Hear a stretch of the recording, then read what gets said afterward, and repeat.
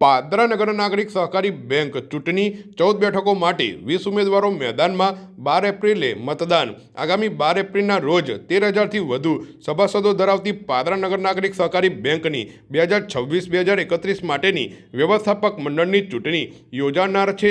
ચૂંટણી પાદરાની જૈન સ્કૂલ ખાતે યોજાશે, જ્યારે 13 એપ્રિલના રોજ મતગણતરી હાથ ધરવામાં આવશે। ચૂંટણી પ્રક્રિયા અંતર્ગત બેંકના વ્યવસ્થાપક મંડળની 15 બેઠકો માટે કુલ 30 ફોર્મનું વિતરણ કરવામાં આવ્યું હતું। તારીખ 19 અને 20 માર્ચ દરમિયાન 26 જેટલા ઈચ્છુક ઉમેદવારોએ ઉમેદવારી નોંધાવી હતી।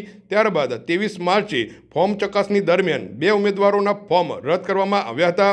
બુધવારે ઉમેદવારી પત્ર પરત ખેંચવાની અંતિમ તારીખે 3 ઉમેદવારોએ પોતાના ફોર્મ પરત ખેંચતા હવે ચૂંટણીનું ચિત્ર સ્પષ્ટ બન્યું છે।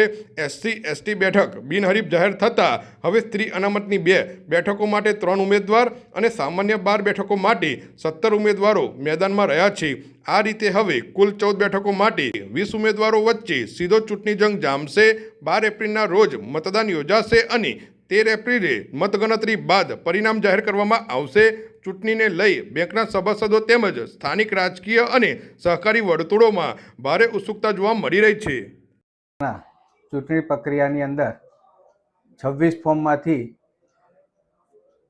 2 ફોર્મ રદ કરવામાં આવેલા છે, જ્યારે સ્ત્રી અનામત માટેના 2 બેઠકો માટેના 3 ફોર્મ આવ્યા છે અને સામાન્ય બેઠક માટેના જે 12 ઉમેદવારોમાંથી 17 ઉમેદવારોએ ભાગ લીધેલ છે।